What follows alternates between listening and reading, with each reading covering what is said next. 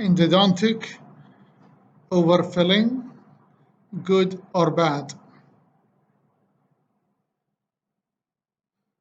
I'm Professor Hussein Al-Huwaizi. I'm the professor in the College of Dentistry, University of Baghdad.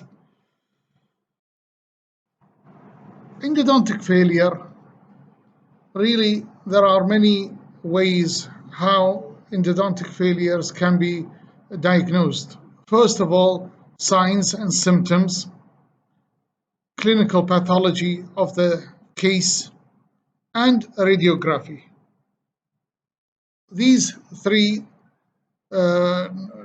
ways can make us feel or understand that we have got a failure in any endodontic treatment.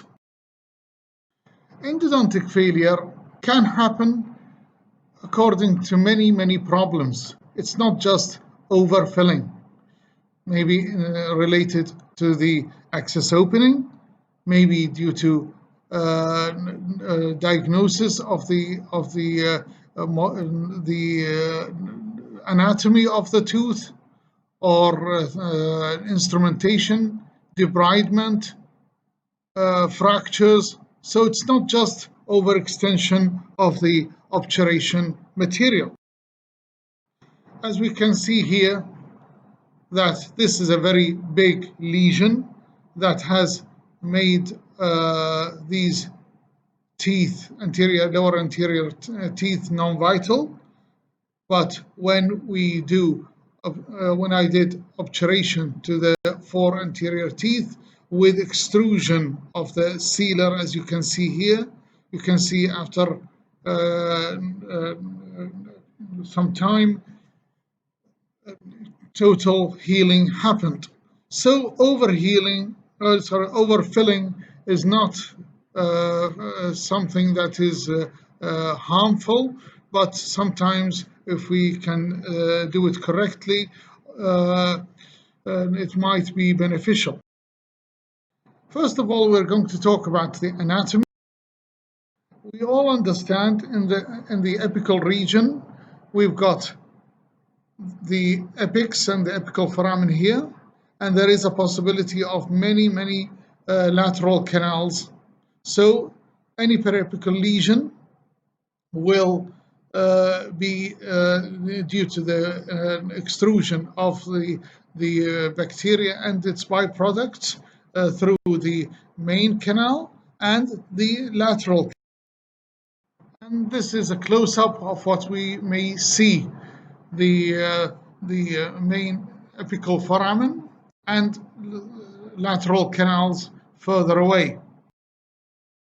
The prevalence of the lateral canals are always most in the apical region. It's seen here that 17% are in the apical region. So it is important that I address this area cautiously. You can see here, these are on my cases whereby I've got lateral canals in the apical region and double lateral canals here.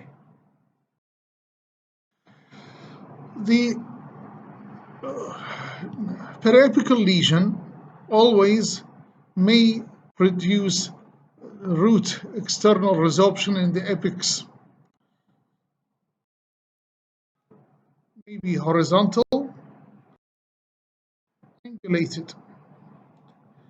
Whenever root resorption happens, that means that the apical constriction position will be changed in position and in size. We may see like this by Srija et al. In 2008, that the the apex is completely destroyed by external resorption. So the apical foramen is completely changed in position and shape. And this is another tooth whereby you can see the external resorption and how much resorption has done, and you can see that the foramen has been changed in position and size.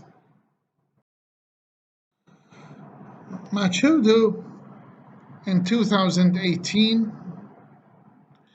showed a case whereby I've got the distal root had a lot of external resorption in the apical region. After instrumentation and obturation, you can see that the obturation is over here, and the let's say the anatomical tip of the root is further away. But that is because there's a lot of external resorption here, and I have to rely on my apex locator so that I see the minimum constriction of the root and where it's situated. And as a follow-up, you can see that the remaining tooth structure has been resolved and a lot of good healing happened.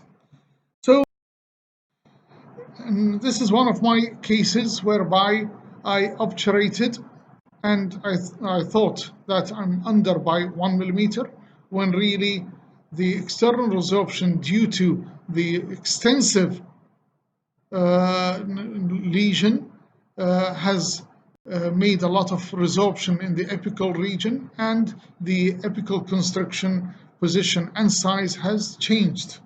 And you can see the lateral canal being filled.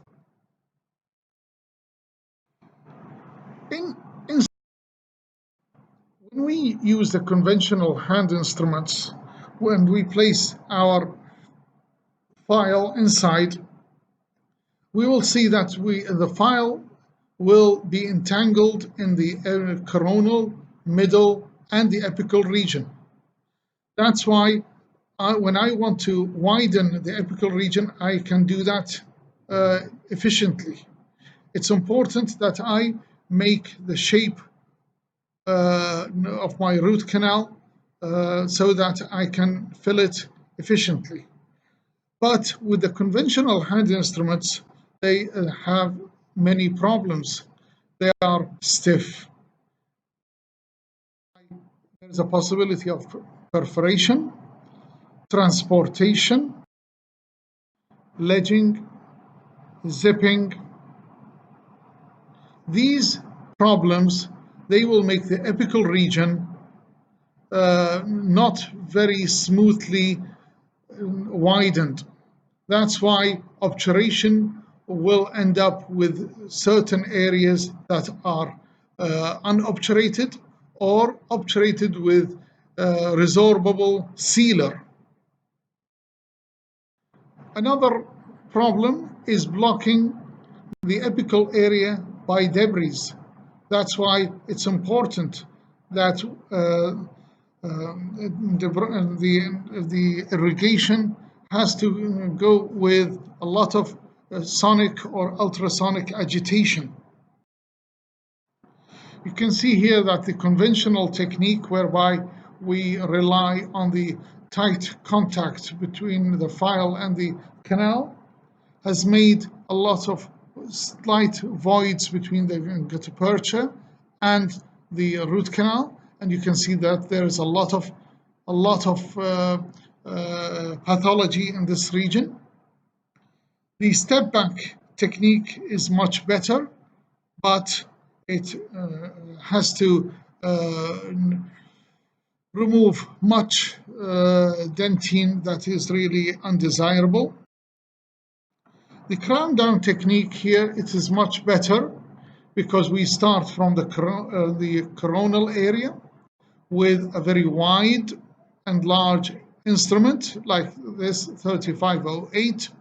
We go down to the middle region with taper 06. Then we go even further with 3006. Then to the apical region 2506, and widen the or ensure a good patent canal with 2006.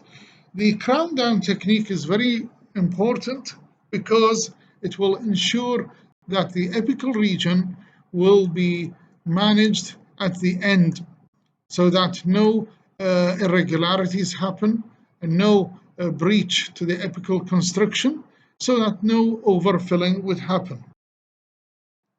So you can see by the rotary instruments, the problem with the rotary is that when this rotary instrument enters and it cuts in the coronal or coronal in the middle region, always the apical part of the root is for guidance of the root. That's why sometimes we may see that here there's contact and cleaning and debriding, but in the apical region we may leave areas that are not debrided.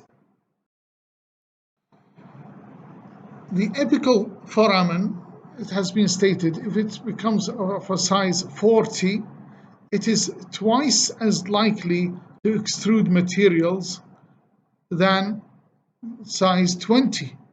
So it's imperative that the apical region or the apical foramen stays as small as possible so that I don't extrude over sealer or gutta percha.